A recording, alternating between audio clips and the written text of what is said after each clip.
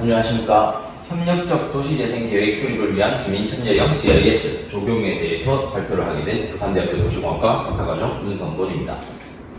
목차는 배경 및 목적, 이론적 고찰 및 진행 연구 검토, 그리고 연구 방법, 연구 결과, 결론 및 시사점으로 말씀드리겠습니다.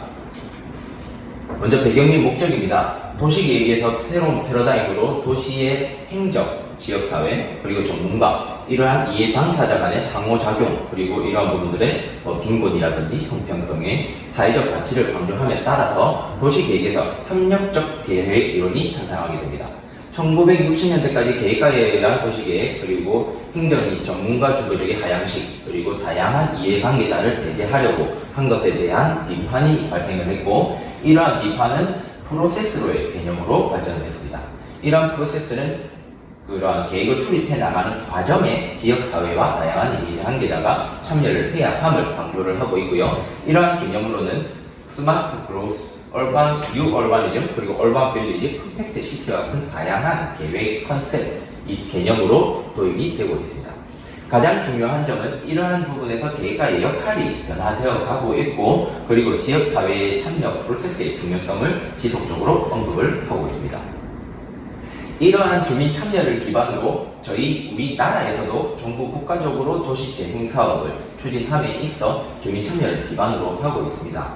특히나 국토교통부에서는 스마트시티형 도시재생 뉴딜 사업을 예를 들자면 리빙랩 개념을 도입하여서 소유자가 직접 참여해서 도시 문제를 발굴하고 그를 해결할 수 있는 지속 가능한 의견 수렴 체제를 구축하는 데 목표를 하고 있습니다.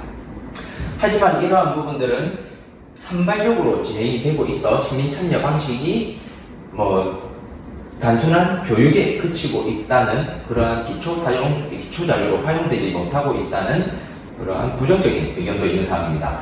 김민지 2019년에 있는 이 김민지의 그 연구에 따르면은 대부분의 지자체에서 수립한 도시재생 사업의 그 주민 의견 수렴 과정을 조사한 결과 83%가 계획 수립 단계에서 공청회에 그치고 있다는 연구 결과를 보이고 있습니다. 주민 참여 방안 도입에 대해서는 도시재생 뉴딜 사업, 그리고 스마트시티형 도시재생 뉴딜 사업, 그리고 스마트시티, 이러한 부분에서는 마을계획단, 소규모 재생사업, 그리고 리빙랩, 샌드박스 등 다양한 방식으로 적극적인 의사결정 지원을 위하여 개념을 도입을 해서 진행하고 있습니다. 하여 본 연구에서는 주민 및 지역사회 의사결정 지원을 위해서 지리정보 시스템, 즉 GIS를 활용해서 보다 효과적으로 의사결정을 할 수 있는 가시적인 지원 시스템 구축에 대해서 이러한 시스템이 과연 어떠한 영향을 미치는지에 대한 연구를 실시를 하였습니다. 이러한 GIS를 통하여 단위 세부 사업 계획까지 발굴하는 데에 도움이 될 수 있을 것이냐를 연구를 하였고요. 그리고 이러한 부분으로서는 주민 참여형 GIS, DPGIS, 그리고 커뮤니티 매핑, 공간적 의사결정 지원 시스템이라는 용어로 활용이 되고 있습니다. 먼저 앞서 말씀드린 도입 배경에서 협력적 계획 이론에 대해서 합리적인 계획가의 비교를 먼저 진행을 하도록 하겠습니다. 의사소통에 대해서는 전문가로부터 의사결정자에게 일방적으로 하향식으로 계획이 수립이 되었다면 협력적 계획에서는 하향식의 계획으로서 상호 주관적인 행정과 전문가, 지역사회가 함께 의견을 소통할 수 있도록 한다는 게 가장 중요한 것이고요. 이러한 내용으로서 밑에 보시면 주요 강조 논리에서 기술적, 과학적 논리를 합리적 계획에서는 주장하였다면 협력적 계획에서는 의사소통적 논리를 강조를 하고 있다는 것을 강조를 하고 있습니다. 이러한 협력적 계획에서는 제도적 맥락, 그리고 이해관계자가 같이 할 수 있는 합의 형성, 그리고 이러한 상호작용을 할 수 있는 장, 그리고 사회적 학습이 필요한 것이 이 네 가지를 구성 요소로 보고 있습니다. 이론적 배경 개념으로 두 번째로 주민 참여형 GIS입니다. Public Participation GIS라고 하는 PPGIS라고도 하는데요. 시민 참여 과정에서 인터넷과 GIS를 사용해서 GIS를 분석을 통해서 지도를 보면서 공간적 의사결정 과정에 지원을 하는 것을 말하고 있습니다.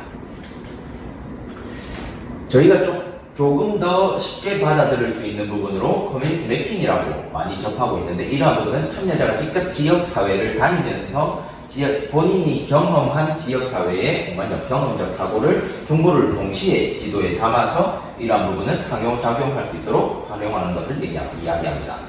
이러한 커뮤니티 매핑의 역할로는 초기 시민 관심을 유도하고 있고, 두 번째로는 계획 및 의사결정 과정에 참여할 수 있도록 하고 있으며, 더 나아가서 투기 과정을 거친다면 정책 계획 수립에 반영을 하고 있습니다.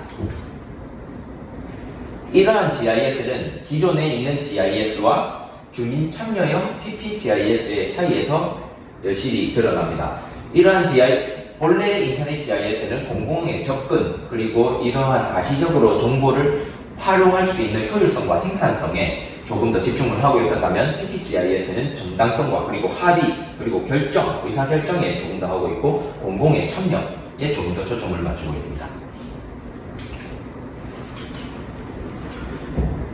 마지막으로 주민참여형 GIS에서 개념을 제시를 하고 있는 것인데요. GIS 협력적 의사결정 지원 시스템의 개념으로서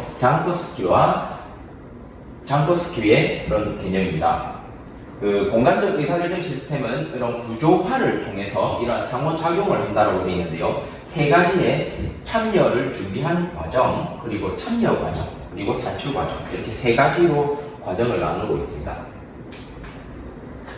이러한 부분들을 연구 방법에 도입하여서 참여 상황의 소집 영역, 그리고 두 번째로 참여 과정의 영역, 그리고 세 번째로 산출 영역으로 진행을 하였는데, 첫 번째 참여 상황에서는 사회 제도적 영향, 그리고 그룹 참여적 GIS 영향, 그리고 참여 과정에서는 평가와 이해를 하고 그룹 과정을 진행을 하고, 이러한 부분에서 위급적인 상황이 있을 때에는 어떻게 대처를 할 수 있는지, 그리고 마지막으로는 과업에 대한 산출 과정입니다. 여기서는 웹 GIS 프로그램을 저희가 사용했고요. 그리고 유형별 좌우 및 문제점 현황, 그리고 지역 주민분들에 대한 기초 조사를 실시하여서 진행을 하였습니다. 세부적인 내용은 바로 다음 연구 결과에서 말씀을 드리겠습니다. 연구 결과입니다. 첫 번째 적용 대상지로는 부산광역시 연제구에 있는 연산 3동 도시재생대학에 있는 참가자를 대상으로 하였고요. 도시재생 정보 공모 사업을 진행하기 위하여 도시재생대학을 진행하는 상황에서 해당 참가자를 대상으로 매핑을 실시를 하였습니다.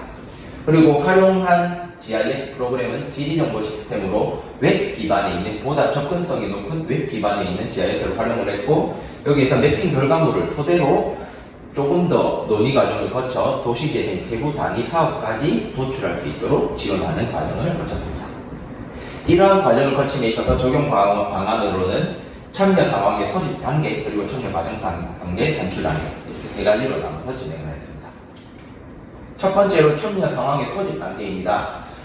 주민의 의견 수렴을 위해서 웹 GIS 프로그램을 이용을 했고요. 여기에서는 국토교통부에서 운영을 하고 있는 플랫폼인 V월드 웹사이트의 GIS 베이스를 이용을 하였습니다. 그리고 이 GIS 베이스에는 공간의 위치, 주소, 그리고 현장의 사진, 그리고 공간의 유형으로 카테고리를 구분을 해서 베이스 프로그램을 구축을 했고요. 그리고 현장의 주민 의견 수렴 시에는 단순한 기반 시설로 조사를 할 수 있도록 유형을 카테고리화 하였습니다.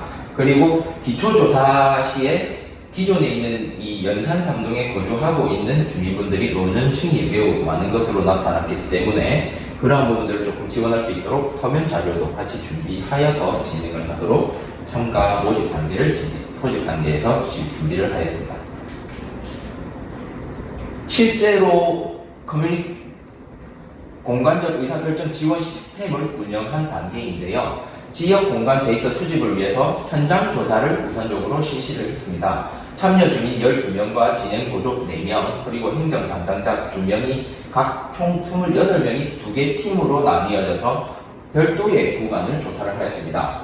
그러한 결과 공폐가, 도행환경 위험성, 그리고 마을 배경물 공터로 구분하여서 조사를 하여서 매핑을 실시를 하였고요. 공폐가가 16곳, 도행환경 위험성이 3곳, 그리고 공터가 4곳, 마을 배경물 4곳 이렇게 발굴이 되었습니다. 이러한 내용은 그 다음 회차에 다시 그 주민들과 소통 과정을 통해서 이러한 공폐가와 한 곳에 대한 그런 의견들을 수립하고 이러한 공간에 대해서도 의견을 나누는 과정을 진행을 하였습니다. 카테고리에서는 위치에 대한 주소, 그리고 현장 사진, 현장에 대한 간략한 설명까지 프로그램에 볼 수 있도록 개별의 포인트마다 그러한 설명들을 추가를 하였습니다. 이러한 과정을 통해서 산출 단계로는 그 정부 공모 사업에서 단위 사업 계획을 도출할 수 있도록 지원을 하였는데요.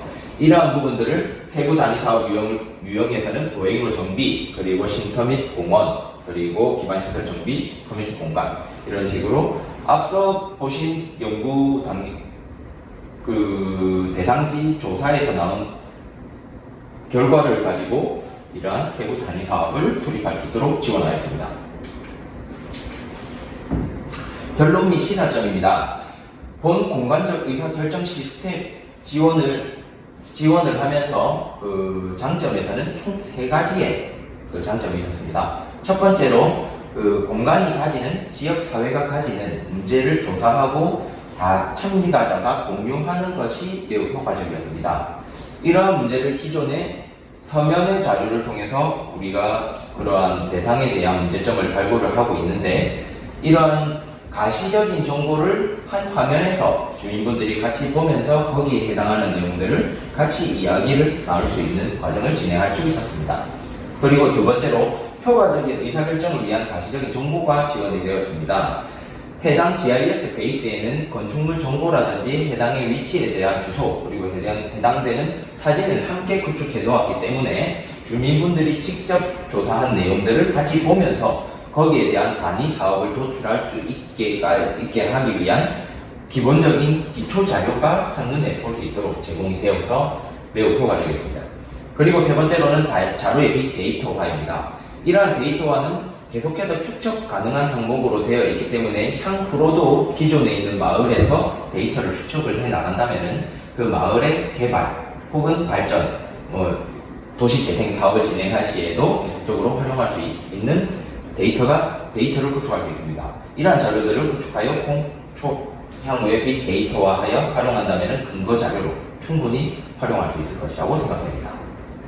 시사점으로는 이러한 가시적인 정보를 보여준다는 것에 대해서는 공간 정보 시스템이 어느 일부분에 지나지 않는다고 생각합니다. 그 효과가 어느 일부분에 지나지 않는다고 생각하기 때문에 이러한 공간 정보 시스템의 인구 밀도, 그리고 범죄율 혹은 생활 SOC와 같은 공공 기반 시설의 위치, 접근성 등과 같이 함께 매칭해서 주민들께 지역사회에서 조금 더 가시적으로 보여준다면은 이러한 계획을 수립하는 데 조금 더 도움이 되지 않을까, 그렇게 생각을 해서 향후 연구에서 지속적으로 그렇게 연구를 할 예정입니다. 네, 감사합니다.